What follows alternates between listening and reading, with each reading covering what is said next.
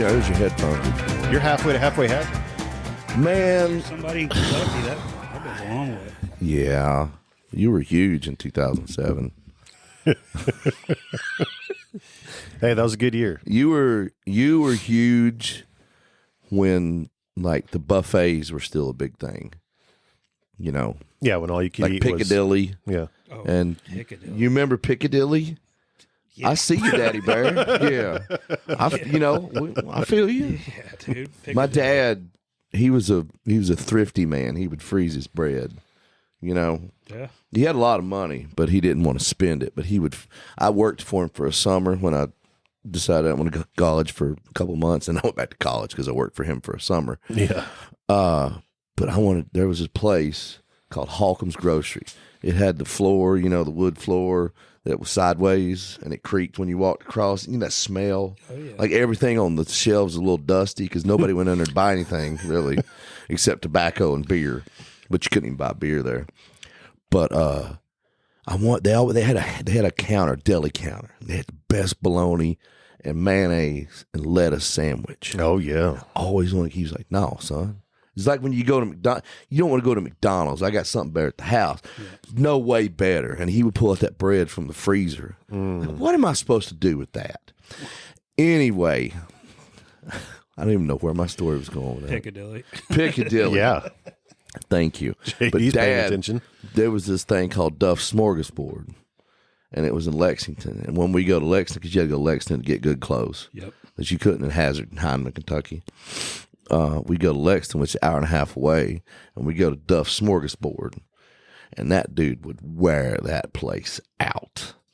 You know, Your dad? Yeah. Just go to town? Yeah, man. Was it all you could eat? All you can eat. Just and wear it it had out. slots and the stuff twirled around, so you just stand there in that slot, grab your stuff as it went by. Yeah, since COVID, the buffet thing is.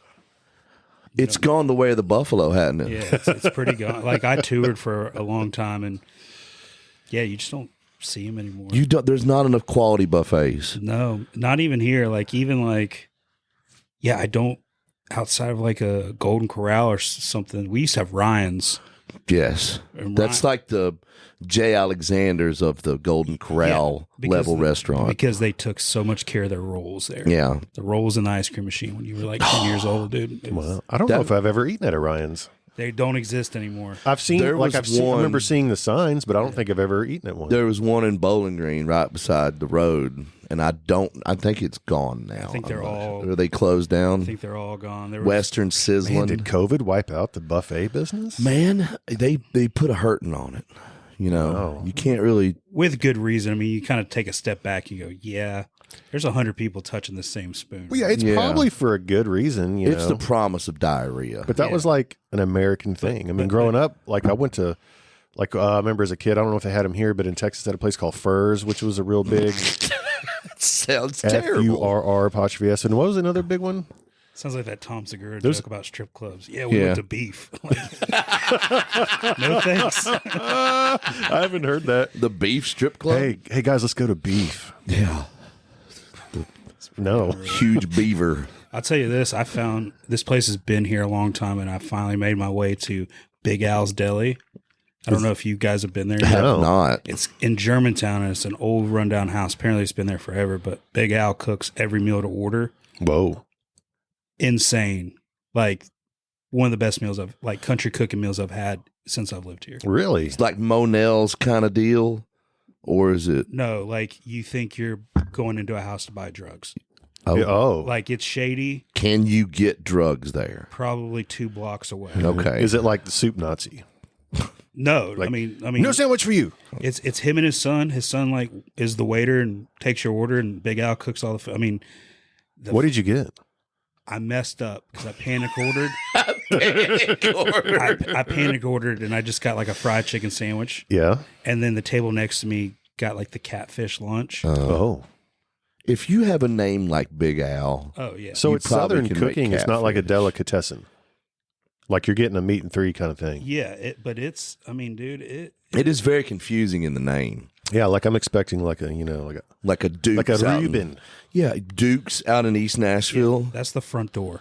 Oh, yeah. Looks like it's about to be closed by the I Department know. of Safety. It looks like the health and department safety, is yeah. waiting outside right now. But this was the Is that an eviction notice? yeah.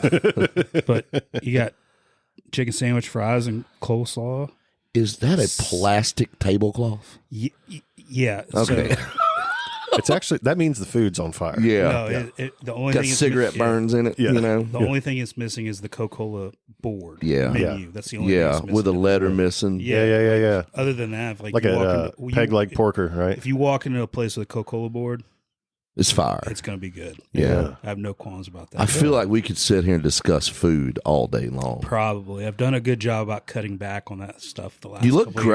great, man. Yeah, man. Trying really, really, Yeah. really hard. Not so much this year. We're going to Mexico Uh, for a wedding next month, and I was trying to get an ab before I go. An ab. Just one singular, and it's not going to happen. dude, it's a real thing. Like COVID, I was a lot of weed Yeah. and Tiger King video games. Like me and Jenna we destroyed every Halo, and she didn't even play Halo. Yeah. By the end of it, she's a Halo Nazi. You know, Yeah. get the gun, get the scatter gun. You know, it's like you need to calm down. A little Calm bit. down. But I really didn't find my stride in eating until after the pandemic, when you go back to restaurants and stuff. Yeah. And as Jenna liked to say, I got puffy. I was pushing 300 pounds. I was. You were 300 I was pounds? 312 Whoa. January 1st of last year. Wow. Yeah. Last year had your big Yeah. weight And loss so thing. I did. Damn, dude. I've done 75 hard 3 times. Yeah. Got all the way down to 236, and this morning I was sitting at 248. Good for you, bro. Yeah, dude. Which now, like 248, makes me feel gross. Yeah. So, like I'm trying, like Did you ever walk down the stairs backwards? felt like it. Yeah, I did. There was a time to where my knees hurt so bad because I was carrying so much weight up there. Like it all was in my midsection. Yeah. Yeah. That's the crazy part. Is like I always get compliments about like my legs being like toned and stuff, and it's because I was carrying around weight. See? No, when you're a big Have fella, I not you've talked got, about this twice on the podcast? When you're a big guy, you have great legs. Yeah, look at these calves. Do you think these calves came from me working calves? No. And the crisp No. ankles. Crisp ankles. I have so many veins. Well, it goes one or two ways. You either have toned up legs or you have another arm down there. It's just solid. Wait, what? Well, yeah, not that. What, Jay? What? Man, I'm so confused now. Take. I just mean like you can't tell there's an ankle there. Welcome to Porn Town. There we go. Welcome to Twangtown. I am David Tolliver. And I am Colton Merskey. Brewski. And today we have with us J.D. Groover. We got to get more. We have 4 sound effects. Yeah. We're really fancy. Perfect. That's all you need. Yeah. I think we need a couple more. You could be like Redmond from Kill Tony and just have the iPad going. At all Yeah. times. Yeah. That show kills me. Kills me. Yeah, it's, Whoops. It's They're so not. good. They're I not. watched half of the Netflix thing they put out. It was pretty good. What's funny about that is that's a lot of other people's introduction to that. Yeah. So they're like, some of these guys aren't funny. I'm like, that's the point. That's the whole point of it. Like yeah. you can turn into a star overnight, like Cam Yeah. or Casey Rocket or something like that, or you're never heard from again. Right. So And just the way, like, you can go up there and totally bomb on stage. And then the funny part comes with, because you're already feeling so much anxiety for how bad they did. yeah, And then Tony, just the whiz he just goes and just totally tears these people apart, you know? You're kind of like your own, depending on how you answer the questions, is depending on how bad you're going to get torn apart. If you're like a normal thought process kind of person, you're going to have a good conversation with those guys. But if you're like one of those weird guys who looks like they've been living under a bridge for They too long, gonna tear you apart. they tear you apart. There was one guy, it went around for a long time, and he was, I don't know how they got on the subject. He was like, yeah, I was molested by like 4 guys. And without missing a beat, that one guy goes, "Who was your favorite?" Oh my god! And I was in the bathroom when I first watched it. Of course you are. And I was rolling, dude. I remember that one. God. Oh. Like, I know they do like American Idol and stuff, like for something for our world, but it'd be dope if somebody figured out how to do that with like songwriters. Yeah, the ride around. Yeah. And just come out and play your song, your original you wrote this week, and just get torn apart. I want to be on that panel. You got to be like Simon Cowell from early American Idol days. I don't think anybody would want to do it. I think everybody would want to be on the panel. I would, if I could have liberty to tear people's stuff apart, because I have Tourette's anyway.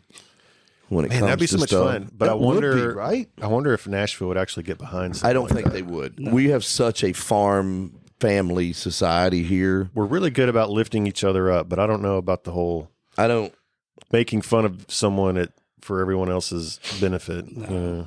I don't think it would. But work. I mean, I don't know if there was a way to do it. No, I think you could do it seriously. Like, it would be funny. Some A&Rs in town where they can like actually hold the song or something like that. Yeah. That might be a good way to do it. But yeah, well, there's a promise that the song may actually go somewhere. yeah, Not just me up there with a couple of my friends ripping these poor little songwriter apart. Yeah, I don't think so. You'd be really good at it, though. I think I would. I would be the most hated man in Nashville. Not that I'm not already. I don't think I'm hated. I'm disliked. Strongly disliked. I am strongly ignored. the silence speaks for itself. Silence. It's deafening. It's real. Where are you from? I'm from South Georgia. Oh God. Yeah, I'm another one. I'm from St. Mary's, Kingsland, Georgia, which is like 20 minutes north of Jacksonville. Is that close to Ireland? Yeah, it's no, we got St. Simon's Island. St. Simon's Island, yeah. Yeah, so that's 20 minutes north, Jacksonville, 20 minutes south, so I'm like right in the middle. Oh, so you are close to. Yeah, Are you down? Is that around Augusta or? No. Augusta's Are we north. It's more like Savannah than. He's real close to Savannah. Yeah. Shit. He's close to Jacksonville. He's a big Augusta's up Jaguars near fan. South Carolina, right? You can get to South Carolina in an hour and a half. Yeah. So, but yeah, we were sitting in my folks' house, like Red Doors, Florida. That's how close I am to the border. And I got you. 20 minutes or 10 minutes from Fernandino, Amelia Island. So I grew up in like the best place to grow up. That's a nice area. Yeah, man. Jacksonville gets a lot of flack, but I dig that area, especially that South Georgia right there. Yeah, man. Like I always tell people, like I was 20 minutes from Jacksonville. I was 3 hours from Atlanta, 2 hours from Orlando. Like 10 minutes from the beach. Like go fishing. Like everything. That's awesome. Yeah, I did it backwards. I went from the beach to the mountains like an idiot. But, Yeah. You could be at Daytona 500 in a couple hours. an hour and a half. Hour and a half. Yeah. Straight down St. 95. Augustine's right there. Yeah. Yep. It's all glorious. Do you secretly want to be a Titans fan? No. Are you a Jaguars fan? Die hard. I'll tell you this. I hate the Titans. They when I was in 8th grade is when you guys went to the Super Bowl. Yeah. Titans, the Jags were 14-2. Yeah. Lost both games during the season to the Titans. Lost 3 games that whole year. Yes, Yeah, lost I remember 3 that games. Yeah, they call it 14 in Tennessee down there. And it was brutal. So we retired Dan Marino 63-14 or whatever it was in the playoffs. Like Jay Fiedler comes in at halftime in Dan Marino's last game. And then you guys do the Music City Miracle the same day, and then we have to play you guys again. And I'm in 8th grade, and my stepdad's like, we're going to the Super Bowl. Yeah, baby. No team has ever lost 3 times in a season to a team, ever. Ever. And it was like 38-17, and Mark Brunell thought Samari Rolle played wide receiver for the Jags. And then the Super Bowl happens in Atlanta, so I'm like, okay, like if we win, we're going. And Yeah. Nope. No. Well, if it makes you feel any better, I'm a Titans fan, and I hate the Titans too. Yeah. What? Oh, yeah. They just cannot. We get are it the together. vanilla of the football world. If the whole football world was ice cream. The Titans are the epitome of take 1 step forward, take 1,000 steps backwards. Like if the Titans were like in the NFC or something like that, I would come up here and hop on the bandwagon too. I still love the Jags, but I would, because like same thing with the Preds. I'm from South Georgia. I didn't care about hockey. Yeah. I wasn't around it, but I come up here and Preds are good. So I just roll with that. I'm like, it's good for the city when the teams are good. It's fun. So I understand that. But like, I hope they never win another game the rest of my life. I know this disdain. Well, they're on that trajectory. Yeah. But here's the worst part. Just being in the music business, you meet the players along the way. My wife works in fashion, and she does a lot of stuff with the Titans. I've gotten to be good buddies with Will Levis. Oh. The nicest, best dude I've ever been I'm around sure he's in my very life. nice. Like Yeah. we went to California. I was out in LA doing some work, and he was out there training, and he drove 30, 40 minutes to come eat dinner with me and my wife while he was out there training. Like, Will Levis, like, I want him. Like, I told him, I was like, dude, you play the Jags. I hope you throw 5 touchdowns and Trevor throws 6. Like, I hope it's not your fault. Yeah. But Still a little selfish on your part. But, but it's fine. Well, unfortunately, it looks like the Titans are probably going to draft Cam Ward. So Yeah. Will, Kentucky boy. I am from Kentucky. Well, not Kentucky boy. Played at Kentucky his last year. I have a special place in my heart for him. he loves his year there. Yeah. Like when because I'm a Gator too. Oh, Yeah, I know, my man. God. I'm like Music Row Outcast. I love how you're snuggled up on my pillows right there. I need to take your picture. Well, I got Wolf's track plaque hanging in my office Do you? because y'all beat us so bad. And it's got to Oh, was that the deal? it's got to stay up there until next year. Yeah. I got to come see that. But we're basketball champs, so it's all good. Well, yeah, y'all There's have a good not- basketball year. We played you guys at Rupp this year. Beat us. Like 1,000 to 1,001. Yeah, it was 103 to 101. Dude, it was the most ridiculous offensive That's output. really high scoring for they college. had this dude, Kobe or something like that. Kobe Brea. Yeah. Like he went 7 for 8 from 3-point. And I texted my buddy, I said, this dude won't do that the rest of the year. And damn sure enough. Yep. Cold the rest of the year. I was like, Wow. Yeah. yeah. Tickets went $400. We were going up there. And, Were you? And because I'd never been to Rupp. That's like one of the places I haven't been. You should have hit me up, dude. I'd have got you tickets. I know some people. I don't know. That would have been a tough one Yeah. to drive home to. Yeah, it's kind of that bitter in your mouth. But that was the game that got us going though. So I picked you guys actually, and it's bad. Like my disdain for teams goes Louisville, yeah. Tennessee's under there, Duke. I don't hate the Gators as much as I, The first congratulations I got was from a Kentucky fan. Yeah, Wow. it's I loved Billy Donovan. I loved the Billy Donovan years because he was a Kentucky assistant for many moons, and we followed him around. And I enjoyed watching your teams in 2007, 2007, 6 and 7. Those were fun Florida teams. Yeah, I mean, you had some. I remember great watching players. those Oh, Joakim Noah, Al Horford, Corey Brewer. Yeah. They had the dude from Lee Humphreys from Maryville, Tennessee. Maryville. He'd come off the bench and just stroke threes. He was. I loved watching Jason Williams play too. Oh, Jason. Little white chocolate. He was the man. Dude. Sick, son. He was sick. We've had really good players over the years, but honestly, I think the goggles are still on a little bit, but I think Walter Clayton Jr. might be the best player we've ever had. He's a talented cat, dude. He is. You guys had a really good team this year. I'm surprised we beat you. We didn't do much the rest of the year because you put a hodgepodge team together. It's hard to do that. No, but Pope laid some foundation down. Pope is smart. Yeah, I dig and it. he's one of your own too. So Yeah, man. I watched him play in college. I went to college with him actually. And to watch Calipari lose had to be good for y'all too. So Man, Cal. I loved the early years of Cal. He was exactly what we needed after Billy Gillespie, which was a travesty. That dude, he got pulled out of a fountain at American many nights because he was just hammered. And I've been there. I understand. Yeah, I've been in that fountain too. But at Cal, I get it. We ran him out of town on rails. It's like, get out. Okay, we're done with you. He got disillusioned. We got disillusioned. Anyway, I hope he does well. I don't care for Arkansas at all. I hate Tyson's chicken. It's fine. I'm fine. You're fine. We're all fine. We're all fine. But yeah. I don't wish him any ill will. Yeah. He basically had our team from last year, pretty much. and they did about what we did last year, except losing the first round. Alabama's team from last year. Now we have Alabama. This transfer portal thing is ridiculous. Oh, I have buddies, like one of my best friends in the world. He's the linebacker coach at Alabama. And we openly talk about his trials and tribulations with it because it used to be the kid committed, you're the enemy. Yeah. Now they're recruiting. There's no 2 months off or anything like that. Yeah. They are they still have to be nice to this kid after, because there's a chance he might hate Tennessee and want to come back. So it's made it harder for him as a coach, and this money stuff is.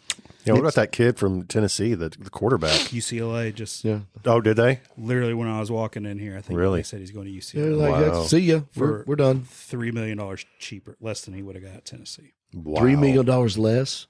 Wow, he kind of effed himself. Well, he is going. Tennessee was poised to have a really good year with him, and he just screwed all that up. Yeah, but he's they're gonna go get somebody though. Like they're talking about that Rocco Beck guy from Iowa State coming. Oh yeah, that's the thing. Yeah. It's like there's no waiting anymore. It's minor league football. It is. It really is. It's immediate too. It's immediate gratification. I got on my soapbox yesterday. I was talking to his name's Christian Robinson, and I started texting him. I was like, because the Florida offensive coordinator is Russ Callaway. I went to college with him, and I worked in an ice cream shop with him. Nice. NCAA made him quit that job because he played football. And now, like, these kids are making millions of dollars and not having to even work. I was like, dude, you did the right thing. Yeah. And got a summer job just to make some money. Brother's got to eat, man. Yeah. And, I mean, his family's fine. His dad's like a legendary football coach. He was just doing it for beer money, probably. It was ridiculous, as stringent as they were about things. I think there was I don't know where it is. I'm not that guy. I write songs. I don't know what the middle ground would have been. I think there's a middle ground for all that, but I'm not sure what that looks like. There's two incomes. There's the school's NIL money and NIL money from like if Raising Cane sponsored you, right? Mm-hmm. I don't think that you should be able to touch the school's NIL money until you have completed the contract that you have signed. Oh, I like that idea. Yeah. And when you do, you get that money. Yeah. Now, if Nike wants to give you a deal, sure, you earn that, whatever. Yeah. If you decide to leave, you forfeit. It's prorated or whatever that might be. Oh, okay. Yeah, it's fair.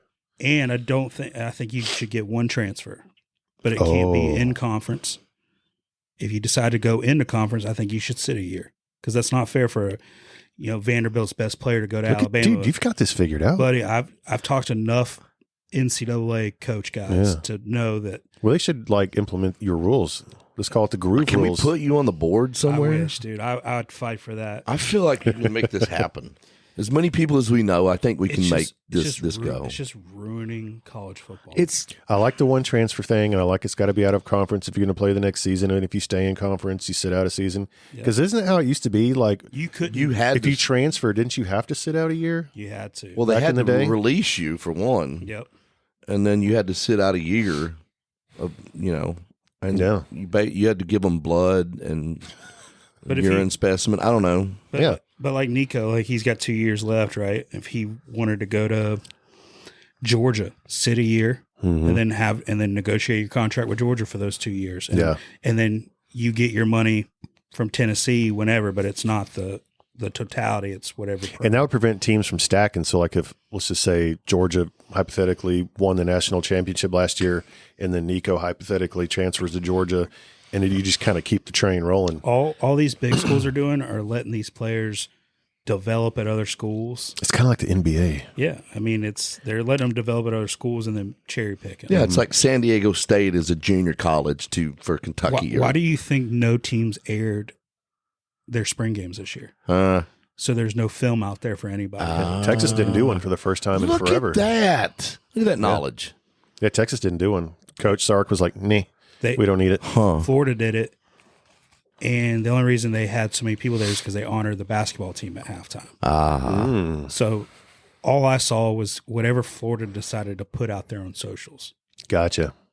Wow. You see what they want you to see. Exactly. And there's 30-year-old people playing college basketball now. That's the other problem. There should You not seen this? No. Dude, Miami has a 28-year-old tight end that's Yeah. Really? Because of COVID. The COVID rules, people are getting 7-8 years of eligibility. Wow. There are quarterbacks I haven't heard this. in college football that are older than Trevor Lawrence. Yep. Really? Yep. who were in the same recruiting class as him. Wow. Look it up when we leave. There's a dude that lists them all. Are these guys who just don't have a shot at going pro? And they just hang out as long as, I mean, they're like Matthew McConaughey. They're just hanging out. I keep getting older and the girls stay the same age. I would love to party with that guy. Yeah. I want to play some bongos. Yeah, man. Yeah. Where were you? You're from that area. Did you do anything music growing up? I was in choir. I did choir as a kid, and then I did it in college for 2 semesters because they needed low bass. Yeah. So which is nothing. That's really nothing in choir. It's just, don't sell yourself short. Well, but I've always loved music, and then I started.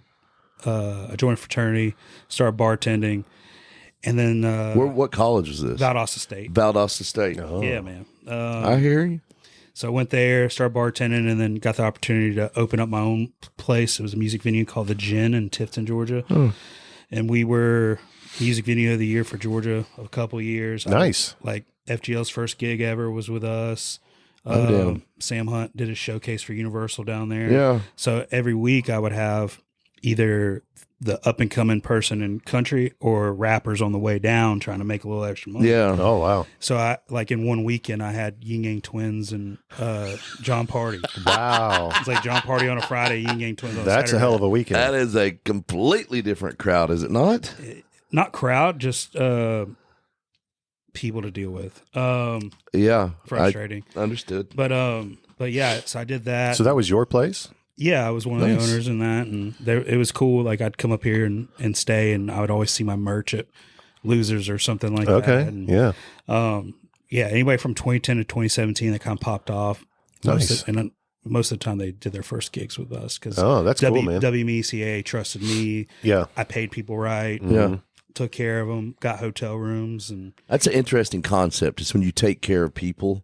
Oh, they would always want. They to want to. It's like what we were talking about the other day. You were playing somewhere. Was it Georgia where they didn't pay you? Columbus. No, it was Noonan. Noonan. I was listening to that before. Yeah, it's like no, dude. They fed is good, but the check's always bounced. The check bounced every time. Yeah, it was amazing. It was like clockwork. We went into it knowing that check was going to bounce the first 2 times. I toured for 8 years with Jon Langston. I was his tour manager, and there's one venue in Mobile, Alabama, the same problem. It's amazing. And you're just like, WME, don't you all know that this happens every time? Yeah. Is it just us or like, what's going on? But I mean, they check might not clear on Monday, but by Thursday it did. That's it. Wow. We never fretted because we knew that we knew the owner. We partied with him. Yeah. He was a great dude. I think he ended up getting in trouble for money laundering. Whoops. And I'm not sure that place is there anymore. Yeah. But yeah. It's like, all right, well, I'm going to sit on this check for the next couple of weeks. And yeah. Fun fact about Noonan, Georgia. That is where Rick Ross lives. Really? Is it really? He's got like an insane amount of acreage there. Even opened up a wing stop in that little town. Nice. Amazing. Yeah. And like Yamaha, there's a big Yamaha plant there. Yeah. Zach Brown, like you talked about, Zach Brown's factory is there. They film they shoot a lot of movies around that area. Some of the Walking Dead was filmed there. I think some of the Avengers stuff was filmed around there too. The city of Holmes, man. Yep. Noonan, Georgia. Yeah. Wow. I had no idea. I was a pledge, so like you had to learn where all the brothers were, and then if their town had a little moniker. Oh, you had to remember the moniker. Yeah. So yeah, there's a good chance like I can spit some of those out, but I'll never forget because the president of our fraternity was from Noonan, Georgia, and that's the one you couldn't forget. What was your pledge name? My pledge. Oh, come on, come on! It's got a wild story. Pudding. But here's where all right. Here's where that came from.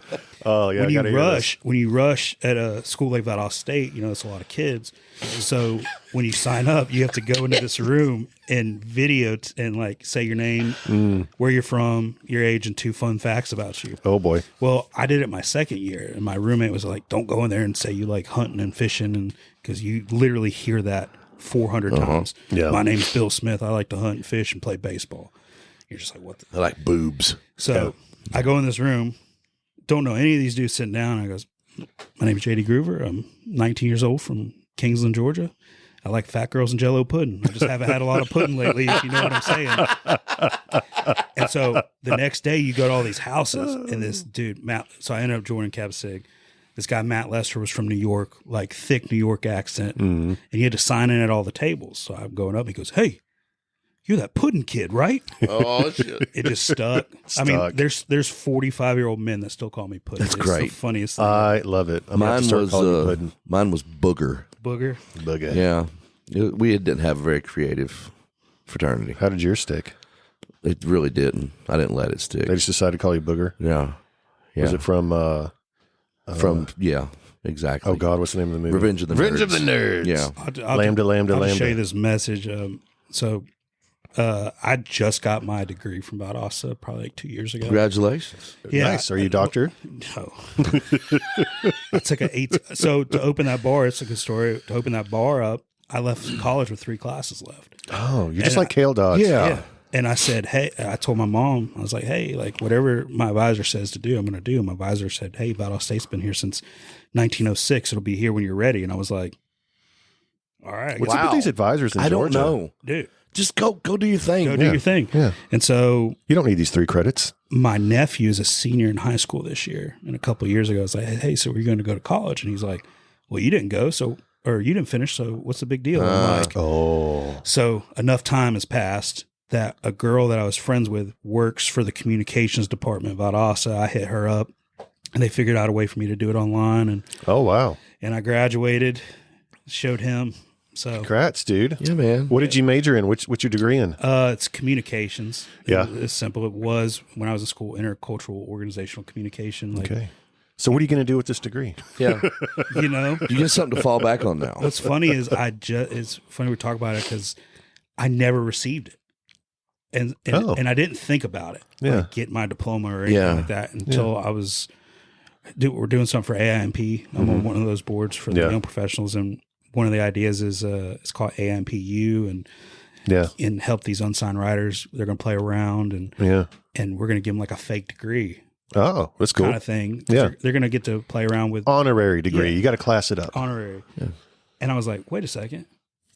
Where the hell's mine at? Yeah. So I hit her up, and I didn't pay the graduation fee like I was supposed to, and all this. So I got that taken care of. So in 7 to 10 days, I'll have a diploma. Did you throw your mortar? No, I was on the road with John when all that. So I think you should still do this. I didn't walk, and we had talked about. He was talking about stopping the show so I could graduate. I think you walk across the stage. Yeah. That'd be great. I think at Sea Gayle, you need to. I think Chris needs to have a graduation day for you and let you go outside and throw. Oh yeah, I was going to say you should take your diploma to Chris and be like, all right, now I'm a college graduate. Yeah, Daddy needs more money. Yeah. Daddy needs a little raise. You know what's really great about Miguel. What's really great about Sea Gayle is like when I told because that took some of my time up. Between that and being on the road, you're a busy man, and Chris has always been so supportive. I mean, like I couldn't have fallen into a better situation, right? Like the story how I even got to Sea Gayle is so random and so weird, and for him to always just have my back and support me, and man, he was really adamant about finishing that up. He's a good dude. Well, let's dive into that. How did you get to Sea Gayle? Man, so. I decided, backtrack a little bit. So I was at the bar. I'd been friends with Cole Swindell for a long time, and through the Georgia days, and he got the merch job with Luke, so I would always hang out. And then Kerri Edwards started making me do stuff like Luke's first farm tour ever. I ran the spotlight because they didn't have anybody. Oh wow! I just always said yes to things. And I got really close with, Kerri and Dustin Eichten and that whole crew over there, and eventually Luke. And they just always believed that I was, better than what I was doing. I was better than a bar, and, which has already been written. I was going to say there's a song in there. Oh, that shit's, I was already on it. Yeah. David had that glazed look on his face. He said it, not already written in my head. I said it in front of Cole. Like I was like, I just want to prove to everybody I'm better than a bar. And 2 days later, him and Michael Carter wrote it. Nice. Well, maybe David could write it better. But probably not. So I gave up my part of the bar and I moved up here, and I always want to be in publishing. I just love songwriters. I was always that kid. I was ripping CDs apart, trying to figure out who wrote what. Yeah. And but did you know what publishing was, like the actual job? To a certain extent, because of Blaine Rhodes. Blaine? Blaine and Kerri, so they kind of told you a little bit about it? Yeah. So they, I knew what I wanted to do, and I knew I had connections. So I moved up here, and I would tour with Jon on the weekends, and I set my own meetings up, and I met with a bunch of different companies, and nothing was happening. Well, I booked Dylan Scott, your boy, to play Gin Jam, which is where Dilly. I would spend a little extra money for an act that was kind of blowing up a little bit. Okay. And so that night, CJ Solar opened up. Yeah, CJ. And for $100, and Hardy was still playing bass with him. Really? And I didn't know Hardy played bass for CJ. I didn't either. Oh, yeah. And so I met Jake Gear. Because Jake Gear always heard about my bar from everybody and just wanted to see what it was about. So he tour managed CJ for the weekend. Okay. So I met him and we hit it off. Well, I get up here and I don't think about Jake. I don't even remember the company he was at. So to get by, I worked at Daddy's Dogs outside of Losers for 9 months. And it was probably the best thing that ever happened to me. I think I may have bought a hot dog from you. I saw one of you and Kid Rock. So Yep. I'll chalk it up. Yep. And but during that time, I'd known a lot of these writers and artists from my bar, and before Laney popped up, that's how me and Laney got close, because I knew Casey Tyndall and Megan Patrick, and they would sneak beers out of Losers and bring them over and play me their demos to kill my time. And Jake comes by the hot dog stand one night, and he's like, "What the hell are you doing?" I'm like, "Trying not to blow my savings, man." He goes, "You still want to be in publishing?" I was like, "Yeah." He goes, "Well, come to my office tomorrow." So I hit him the next day. I was like, "Hey, man, you still want me to come over?" He goes, "Yeah, come over at 3. And it wasn't to talk about a job. At that time, Cole had never cut an outside song because Cole Swindell's a great writer. Right. He had number ones before he had a record deal. But Jake knew that if I played Cole songs, he would listen to them. Oh, so sneaky smart. That's smart. So Jake gave me 30 songs. I was like, "Dude, I can't play 30 songs." He goes, "I don't care what you play. I'm playing whatever." So got on the bus with him, went to Texas, went to Billy Bob's with him, and I played him 10 songs. He ended up holding 4, and then he cut one called "Somebody's Been Drinking" that Brent Anderson, Lynn Hutton, Hunter Phelps, and Jake Mitchell wrote. And I didn't even understand the severity of that, because it's hard enough to get an outside song, much less get an outside song cut when you don't have a job. Yeah. How did you approach Cole with this? Just honesty. Just like, "Hey man, I met with Jake," and I was like, it was like, "Hey, this is what's going on. I know your third record is that's the make or break record for your career. Do not record these songs for me. I was like, Jake sent me all these. These are the ones that I like, that I think would be great." And so he cuts that, and then they invite me to Losers for a little hang with the writers, because everybody's jacked up about getting the first outside Cole Swindell song cut ever. Yeah. And he had cut a couple outside songs, but nobody had known that yet.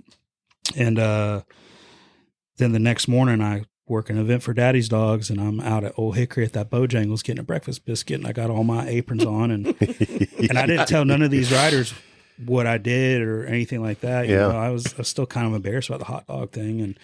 And Lynn Hutton and Brent Anderson walk in to that same Bojangles. No shit. Wow. And Lynn Hutton was like, "You sell hot dogs and you got me a cut." And apparently Lynn went right into Chris and was like, "Hey, y'all need to talk to this dude, whatever." So I went to dinner with Mark Driscoll, and I thought it was going to be one of these "Hey, here's your steak. Thanks for the cut" kind of thing. And I didn't do any research on Sea Gayle. I was so defeated at this point.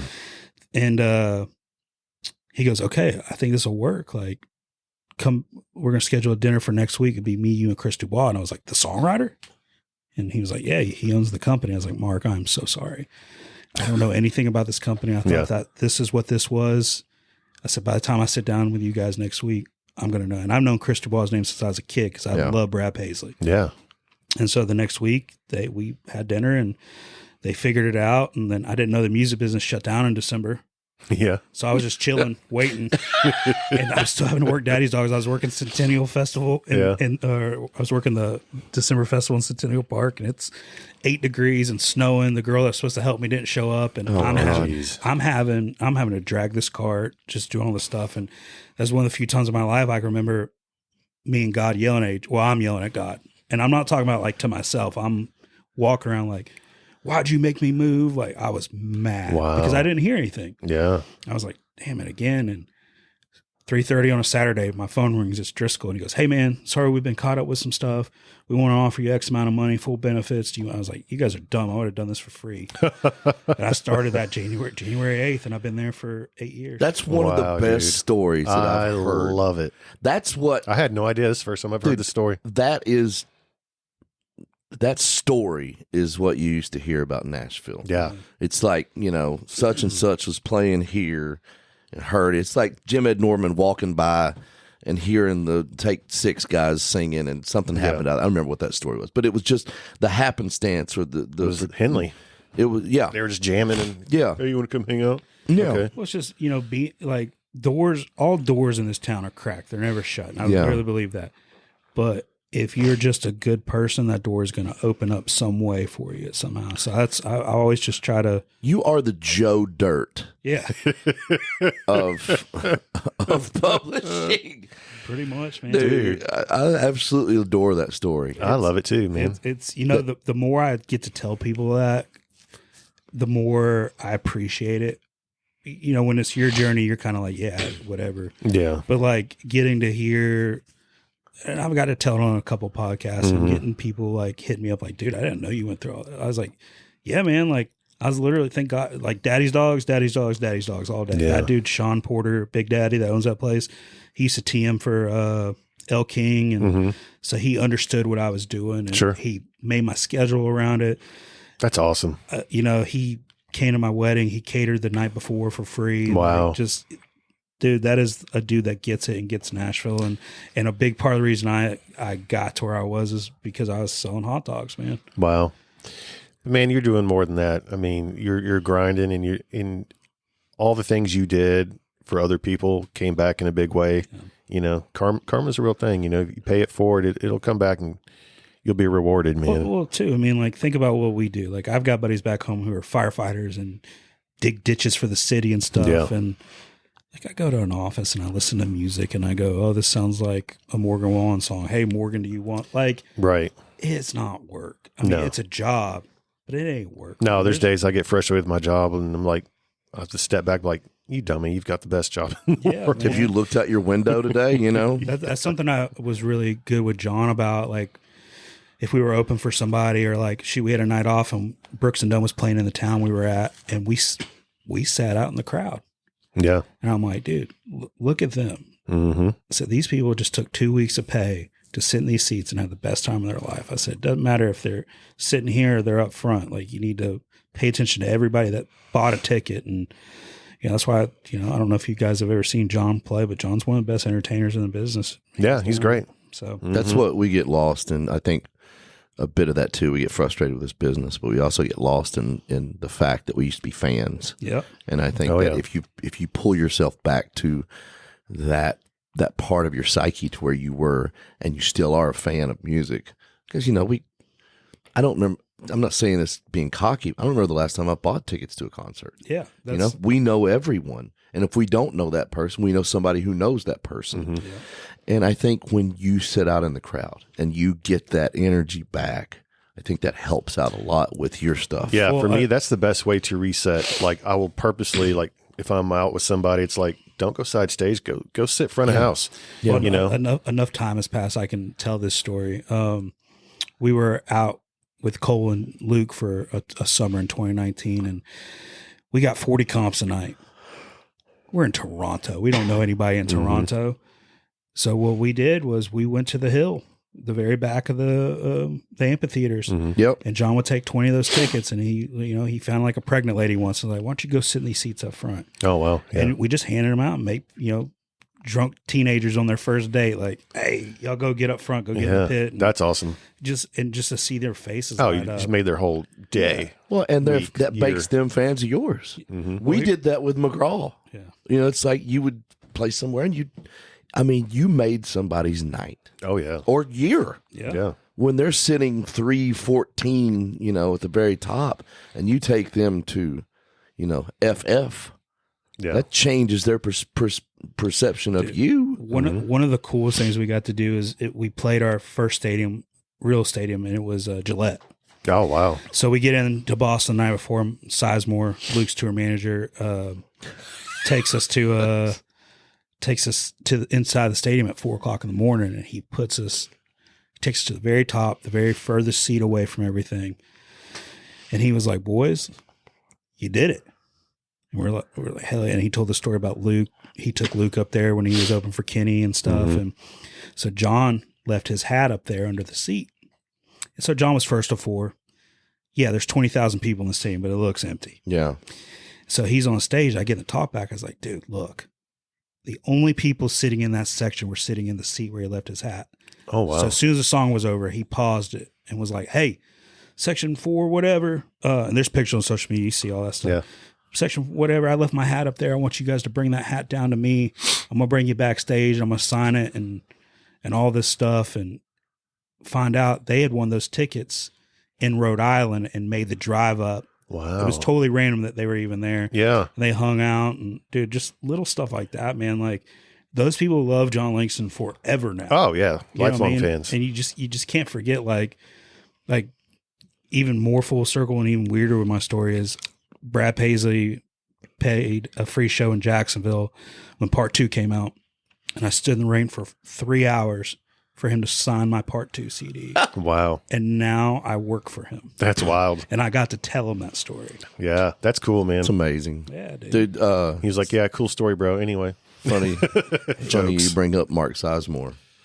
So Mark was our tour manager on the second McGraw tour. I love that, dude. Yeah. And then we couldn't afford him anymore. So like, man, we're sorry. We gotta consolidate here. Yep. And he immediately went to work for Luke. Yeah, right. Oh, wow. Sorry. Which is a great thing for him. Yeah. For sure. Yeah. Very happy for him. Made a lot more money that way. Yes, he has. Yeah. I don't think he'd be making the money.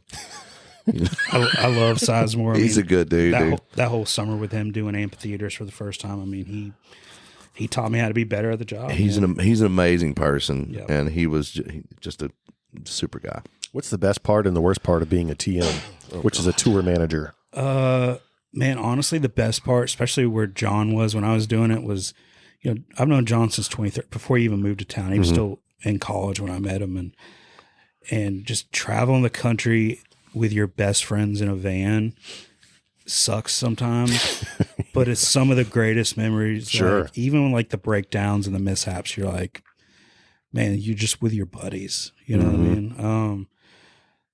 That's the part I miss about being on the road the most. Like the first weekend I was off, I had retired from the road. My wife was at dinner and it was like 7:00. And I'm just laying in bed watching TV and the lights are off and they FaceTime me. Mm-hmm. And then they go, "Oh, you like quit." It's the funniest thing ever. I was like, yeah. I mean, they're like getting ready for Jon's meet and greet and all that stuff. And yeah. I was like, yeah, boys, sorry. It's a family. Yeah, it dude. really is. You share. It's like you said. You share a lot of ups, a lot of downs, a lot of weirdness. Oh yeah, and you go through it together. A lot of weirdness. You got to lean on each other. You do, and it's not even the road stuff. It could be, your girl's mad, you're gone again. And like those guys are part of your relationship, whether you like it or not, because you either not talk about it for 8 hours or you let the steam off. And yeah, that's the one part I miss about the road is the camaraderie. And like, I don't get mad if they're in like, some small town in Missouri or anything like that. But when they go to Chicago or somewhere cool without me, I'm like, dang. Yeah. Like that'd be fun to be. Yeah. But like worst part, I guess just being in charge of everything and everything relies on you and not having the break. Like they sound check and they get to piss off the rest of the day until showtime. Right. Not when you're tour managing. You're meeting with the venue, you're doing all these little things and you don't get a quiet time until probably you're in your hotel or you're in your bunk. And that long days. Yeah. But like, sometimes it was all right. Like Jon being 45 minutes from Athens, Georgia Theater was always the worst day of the year for me because we would do back-to-back nights and it's family and friends. You can't make it. Like Stetson Bennett, like getting on my ass because I'm a Gator. Like I'm not even kidding, dude. The dude won 2 national championships and that's all he cared about. Salty, bro. I was like, dude, just walk outside, go to the bar next door and take home whatever you want to take home. Yeah. Why are you worried about you're a traitor to the state of Georgia? I'm like, dude. It's a proximity thing, man. Come on. No, dude, it's funny because he's from my area of the state too. Oh, okay. So when John gave me his number to get him taken care of, I texted him and said, "Hey, Stetson, this is JD. I'm John's tour manager. Let me know when you're getting here. I'll meet you at the back door. I'll have all your passes. Let me know what you need. By the way, I'm from Camden. Love to see a 912 number." Yeah. Cordial, right? Yeah. Oh, Camden County. Only time I threw for 400 yards in my life. Wow. See at 9. Wow. I was like, okay. And you promptly put on all your Gator gear. Let me give you my stats real quick. Yeah. You know. Dude, Wow. But, he was battling some stuff, as we're all well aware now. Oh, yeah. So it is what it is. We all have our things. But yeah, that was like the only encounter. I was like, come on, dude, you're the king of Athens, Georgia. Why do you care if I like the Florida Gators? Right. 12 times a year. Yeah. What was it like being a tour manager every weekend and then having to turn around and be a music publisher? They worked hand in hand. Yeah. Honestly, dude, John was, playing Tortuga and all these big festivals. So I would spend the week going, okay, well. You get access to all the artists. It got to a point where some of them were like, all right, what'd you bring me? Because they knew, John was at the point where he was either opening up for the Lukes and the Morgans and stuff like that, or Dylan Marlowe, Mitchell Tenpenny, all these, Mitchell's been on podcast and he'll tell people that I taught him how to tour because he was just getting going. Yeah. So my relationship with Dylan Marlowe, we're like that because, I was down in the trenches with him, and John being so hospitable, hey, just because, we have access to beer doesn't mean they shouldn't, and making sure a bar was set up every night or they got post-show. Even, John wasn't on a level to buy the opener's post-show food, but he did it anyways. Mm-hmm. Yeah. Wow. Noah Hicks, same thing. That was hand in hand. It got to the point where, like I said, people were just like, "What'd you bring me?" And I got to pitch songs while, no offense to any other publisher, on a Friday night, they were at Red Door or Losers or whatever they're doing. And I was out there on Luke Bryan's bus pitching songs or whatever. And, so they kind of worked hand in hand. There's a lot of Mondays where Kim can tell you better than I can. They wouldn't talk to me till 10:30. Oh, I'm sure. I was just dragging butt. Well, so I'm you almost never get a day off with that kind of schedule. No, and that's part of the reason I came off the road too. I got married, and my wife not gladly played third place, but she did, and she's always supported me, and it was time I put her first. And that's kind of the main reason I got off the road. And that was always the hard part, seeing her upset leaving, but she's always she believes in my career more than I do most of the time. It's pretty wild. That's awesome. That's great. I'm very fortunate. She challenges me why can't you do this? I'm like, well, she goes, no, you can do this shit. Go do it. Sometimes that's really annoying. And I have one of those. Yeah. But and but it's so it's better than the opposite. Yes, it is. I used to have that. Yeah. But I'm not going to get too much into that. But very, very, very fortunate. But it was tough. Yeah. I'd have to fit everything Monday through Wednesday or Thursday, and making sure there's a lot of stuff I missed that I probably should have been at. But at the same time, I had the same belief in my career in publishing that I did as John. And, I have no regrets about that. It's amazing. Only regret is just not getting the time with my wife early in our relationship. Yeah. We've got hopefully forever for that. So. Yeah, man. For sure. Look how sweet he is. Such a sweet guy. Such a sweet. Old Puddin' over here. Just Puddin'. Well, her dad even calls me Puddin'. You're forever Puddin' to us now. You're never. We're going to get T-shirts. That's why I was telling the degree story, because I was going to show you this girl that was in a sorority. She works for the school or whatever, and I was up for alumni of the year or something like that. They were on honor, and the Facebook message was like, "Puddin', I hope you're doing well. We want to nominate you." That's amazing. Awesome. Yeah. Oh yeah. So I forgot what I was going to ask. I had a question, and now I got sidetracked with Puddin'. That's okay. Yeah, it's fine. You can talk about whatever you want to, Colt. I know. It's a free podcast. I know.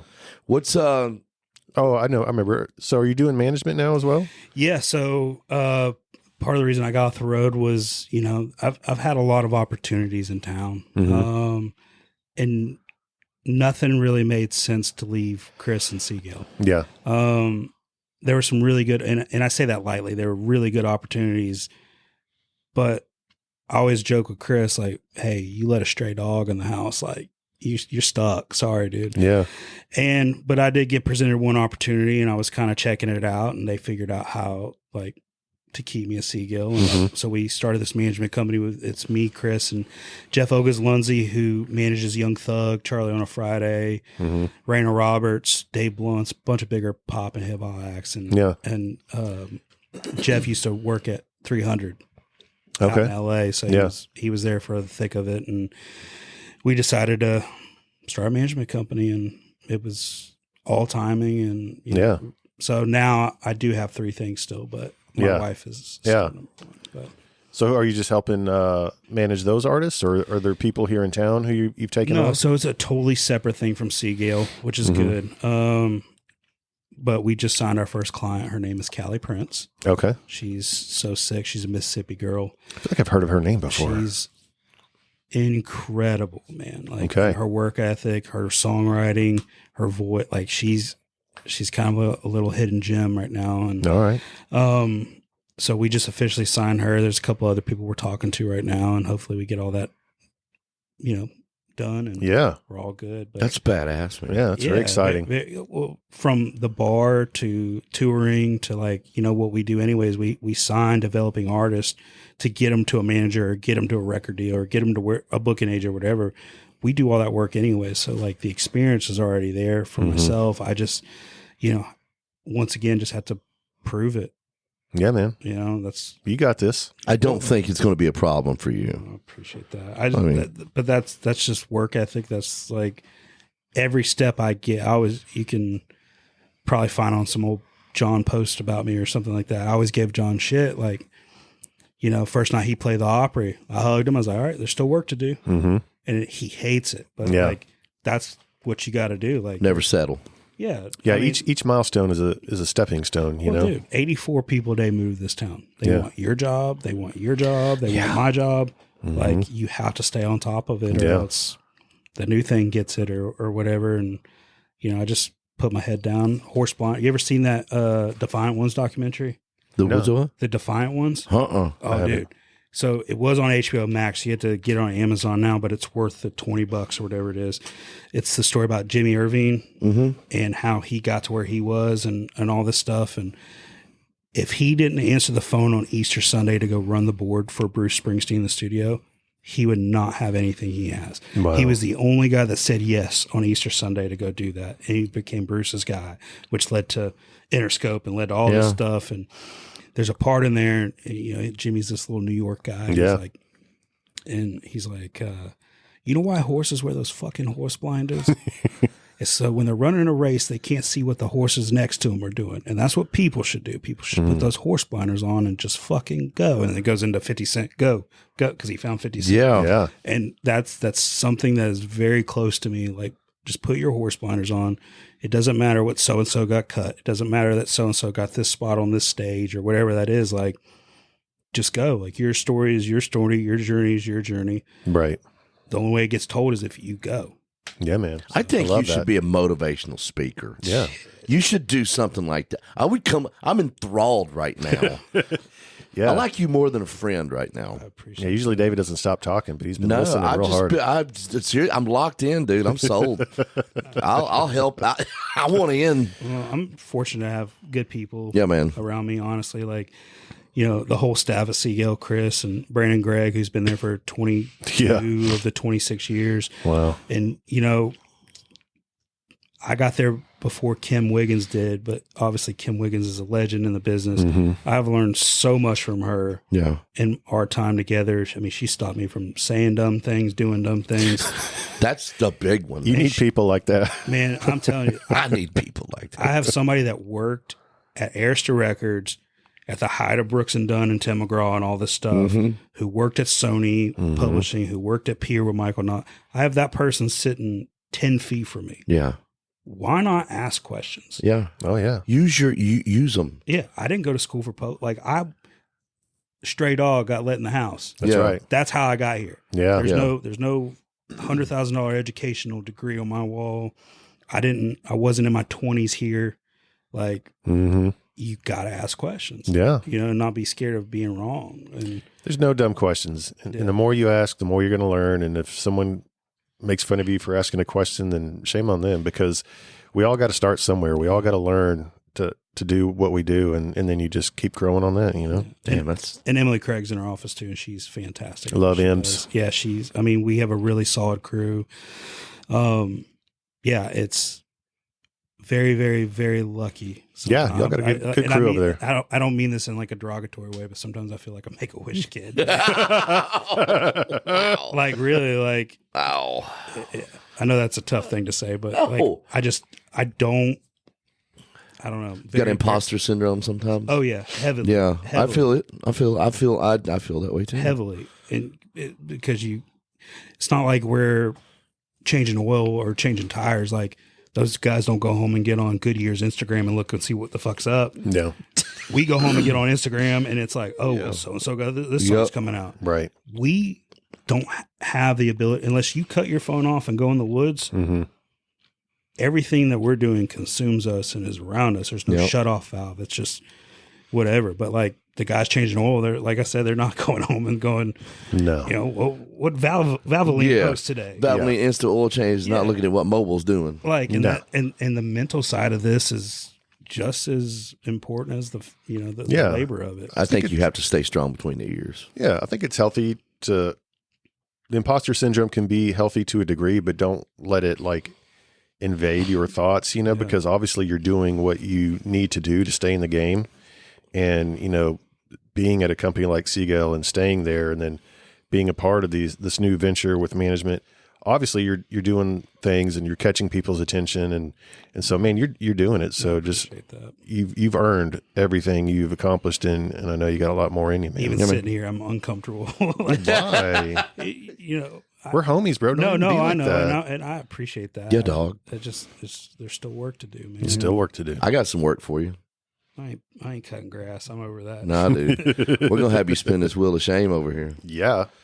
I don't know what we still call it wheel of shame. Is it a wheel of shame? Always the wheel of shame. It's just a wheel. In a wheel.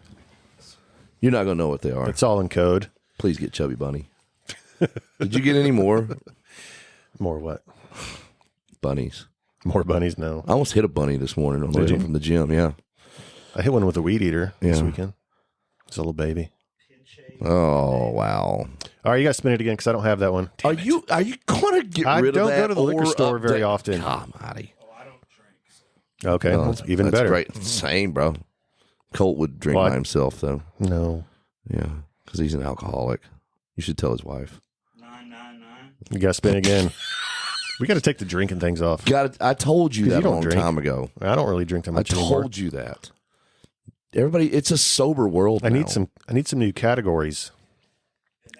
It's literally a sober world. The pendejo wants you, and that's it. We're just going to have him spin this thing for an hour and a half. That's fine. Until we get to something. Why don't you stop it on Chubby Bunny? Yeah, on Chubby Bunny. Jasper Newton. You got to spin again. Is that more drinking? Yeah, it's Jack Daniels. We got to get the drinking off of here.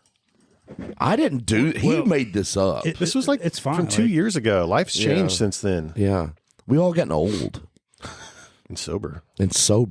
Ish. I'm sober-ish. Yeah. Wake the Dead. He's got to do that anyway. Dude, well, maybe we should just do Chubby Bunny. I'll just do the Chubby Bunny. And I'm not being particular. I haven't drank since September. And congratulations. And it's not. I think it's a great thing. Chubby Bunny. You're going to do Chubby Bunny. Awesome. Yeah, it's going to be great. You're going to enjoy it. Everybody loves the Chubby Bunny. All right. Should I take my Zen out for this? You probably should. What is that? That's the new crack for everybody. That's the new thing. I am more addicted to Zen than I ever was Grizzly Wintergreen. It is. I was just talking about this with a girl songwriter in town. Yeah. Who does Zen? Megan Patrick. No. She just dips. I think. She just chews. I used to bum dips off of her when I was cooking hot dogs. But the chokehold. She's so Canadian. The chokehold that Zen has on me is like you don't even see tobacco anymore. If China really wanted to take over the world, they would just poison the Zen. Yeah. Honestly. Shit, yeah. The only person that chews or dips anymore is Philip Lamons. Yeah. That's it. Yeah. Oh, okay. Here, I'm gonna get Okay, have you ever done this before or heard of it? No. All right, so this is called Chubby Bunny. What we're going to do is we're going to put marshmallows in our mouth. So we're going to start off with 2, and then you have to say Chubby Bunny with the marshmallows in your mouth. And then you keep going until someone cannot say Chubby Bunny. The Colt's got a big mouth. Oh, okay, I'm sorry. No, you're good. I already Wow. touched them all, so that's fine. Don't tell him that. Chubby bunny. Yeah. So get you 2 more. Yeah. You guys might not have enough marshmallows for this. JD's a winner. Chubby bunny. Oh, shit. They're Chubby Bunny. They eat. Oh, Colt's he's articulate with it. They both Articulation have counts. 4 in their mouths at the present time. Oh, yeah. Don't make me laugh. Golly. Now there's 6.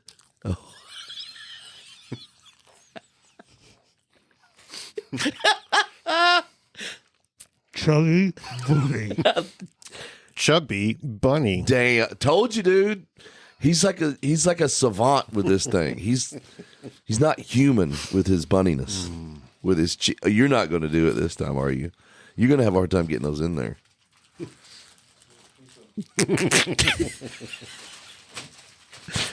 Definitely.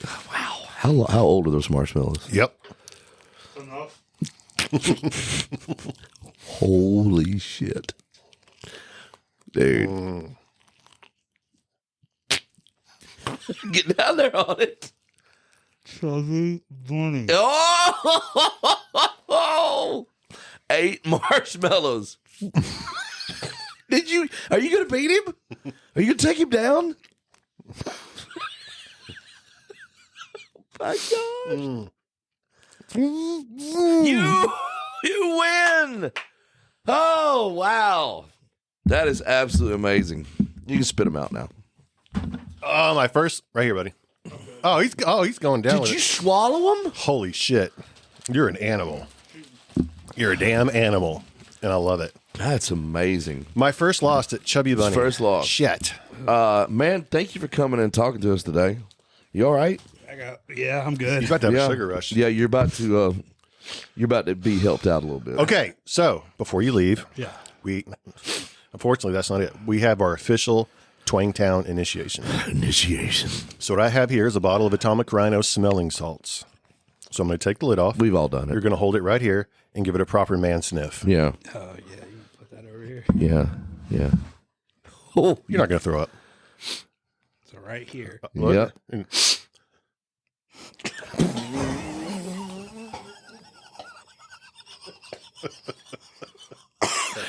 He sniffed good. Woo, baby. You got to own it, son. What do you think? Oh, shoot. Okay. I'm pretty sure I saw terror. I saw terror. Panic. Panic and terror.